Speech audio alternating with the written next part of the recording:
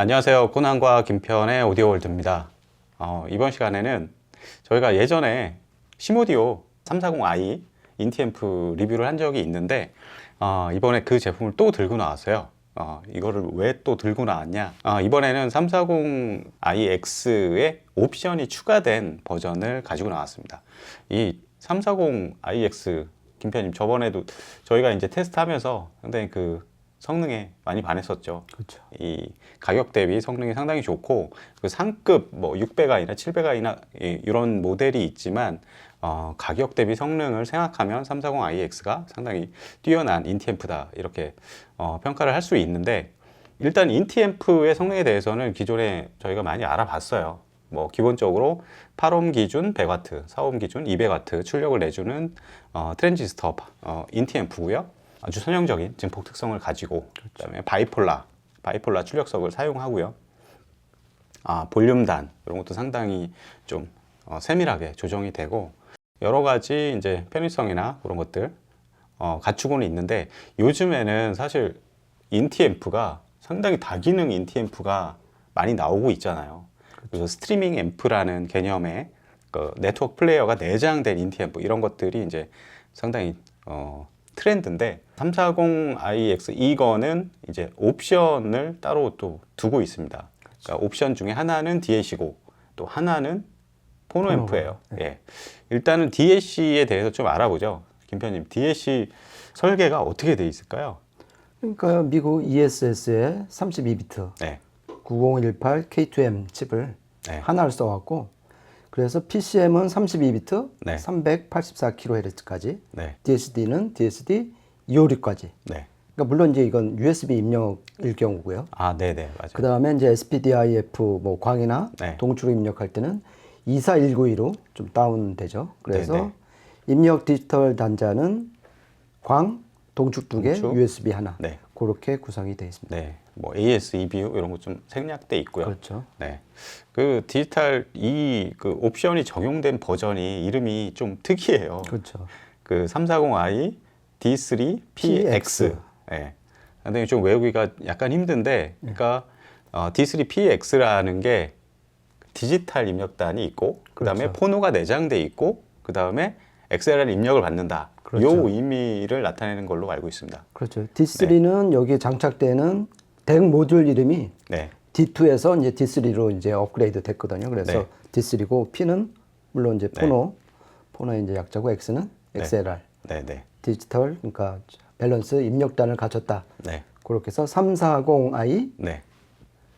D3 PX. 네. 예, 이런 모델이 되겠습니다. 네. 상당히 좀 어려운 이름인데, 어쨌든 340i 인티앰프의 DAC와 포노앰프가 내장된 모델이다, 이렇게 생각해 주시면 될 것 같고요. 그러니까 국내에는 이 D3 PX 네. 모델만 이제 들어온다고 그러더라고요.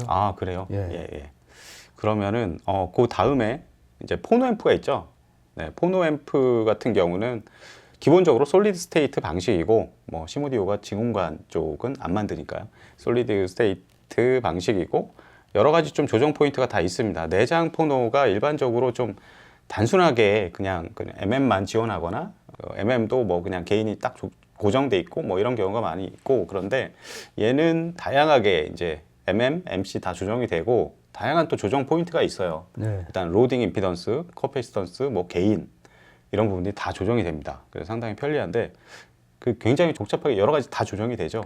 예, 제가 궁금해서 이 뚜껑을 한번 열어봤어요. 이제 나사 네. 십자 드라이버로 이제 6개만 열면 되거든요. 그러니까 네. 얘네가 이걸 되게 쉽게 좀 만들었어요. 왜냐면은 네. 그 안에 포노 보드가 있는데 네. 거기 딥 스위치로 이제 조정을 하게끔 돼 있거든요. 그러니까 네. 뚜껑 따기가 생각보다 쉬웠어요. 네. 하면은 이제 그 포노 모듈이 있는데, 거기서 부하 커패시턴스, 주로 이제 그 MM 카트리지의 경우에 이제 작용을 하는 건데, 네. 이것도 역시 4개로 조정을 할 수가 있는데, 네. 요번에는 100 피코페럿으로 세팅을 했고요. 네. 그 다음에 부하 임피던스, 이건 주로 이제 MC 카트리지에 연결했을 텐데, 네. 지금 저희가 이제 연결한 카트리지가 올리게 로즈 MC 카트리지였고, 그렇죠. 저출력 MC죠. 저출력이고 또 9옴 내부 임피던스예요. 그래갖고 네. 보통 부하 임피던스는 5배에서 10배니까 네. 그래서 100옴으로 세팅을 해놨고요. 네. 그 다음에 개인은 지금 개인 값이 5개 중에서 선택하는 거에 따라서 MM이 될 수도 있고 네. MC도 될 수가 있는 거예요. 네네. 그리고 MM 카트리지랑 연결을 해야 될 때는 보통 40이나 50으로 연결하시면 되고요. 네네. 그 다음에 MC는 그보다 좀 더 높아야 되니까 네. 60이나 66이 있는데 네. 지금 여기서는 60dB로 그러니까 약 1000배 증폭이 되는 걸로 세팅을 해놨습니다. 네.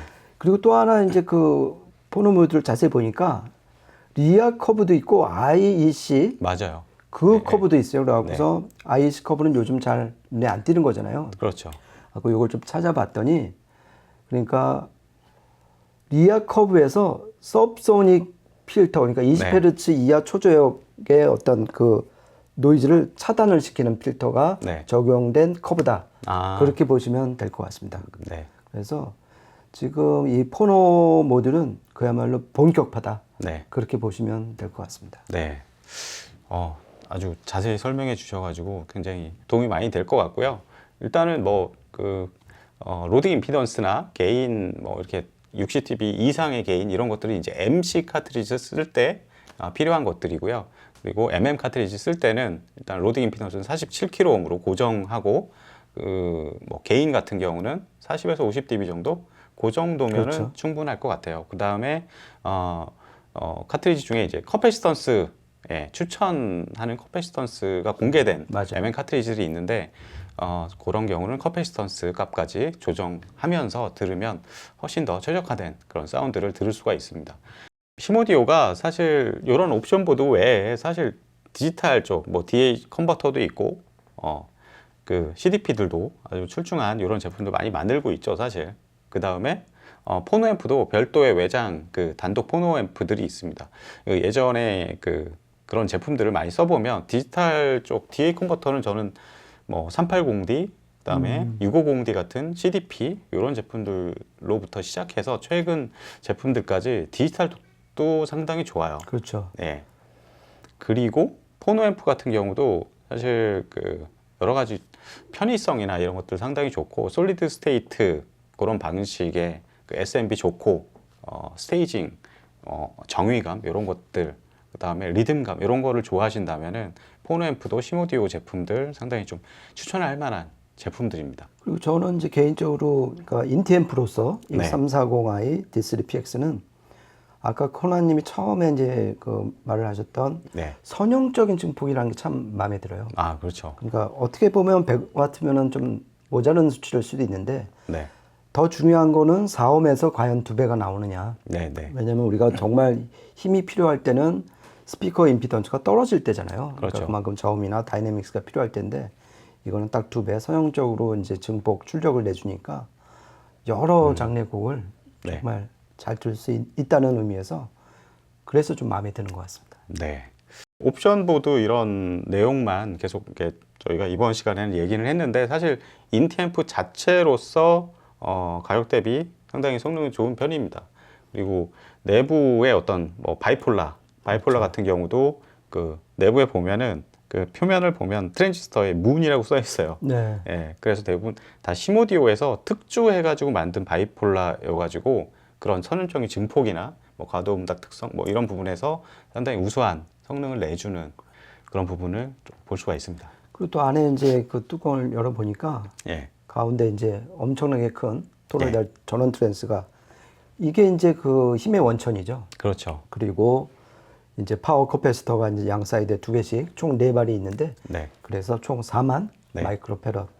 이 정도면 100W, 200W 내는데 충분한 전원부 물량이라고 볼 수가 있는 거죠. 네.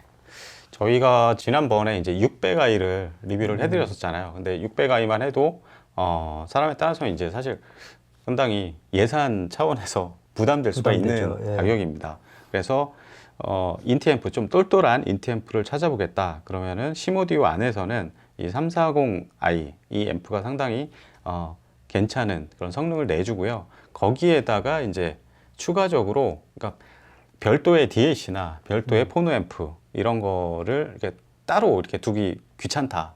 그러니까 하나에 다 통합시키고 싶다. 그렇죠. 그러면 이런 옵션 보드를 적용할 수 있는 제품을 선택하면 상당히 여러 부분에서 좀 절약이 돼요. 그렇죠. 사실 비평적으로 보면은 사실 내부에 옵션 보드를 넣는 것보다는 별도의 셰시에 전원부 설계해서 이렇게 하는 게 가장 게 낫죠. 가장 좋지만 옵션 보드 방식으로 이렇게 안에 슬롯 형태로 넣어버리면 사실 별도의 셰시 제작 비용이나 별도의 전원부 구성 비용이나 이런 것들이 굉장히 절약되기 때문에 그렇죠. 훨씬 더 저렴한 비용으로 포노 쪽이나 DAC 이런 것들을 다 사용할 수 있게 됩니다. 그러면은 이 제품에 대한 뭐 설계나 이런 부분은 이 정도 설명이면 되겠죠. 그렇죠. 그때 네. 이제 저희가 2월 달에 네. 340iX 그때는 이제 이 모듈 네. 옵션 보드가 없었던 모듈을 설명을 드렸는데 네. 그 앰프 쪽은 그쪽 네. 그때 영상을 참고하시면 될 것 같습니다. 네네. 네, 이 앰프에 대한 내용은 그때 거를 좀 참조하시면 되겠고요. 저희는 2부에서 이제 실제 성능에 대해서 알아보는 시간을 갖도록 하겠습니다. 계속해서 2부도 기대해 주시기 바랍니다. 지금까지 저희는 코난과 김편의 오디오 월드였습니다. 2부도 계속 시청 부탁드릴게요. 감사합니다. 고맙습니다.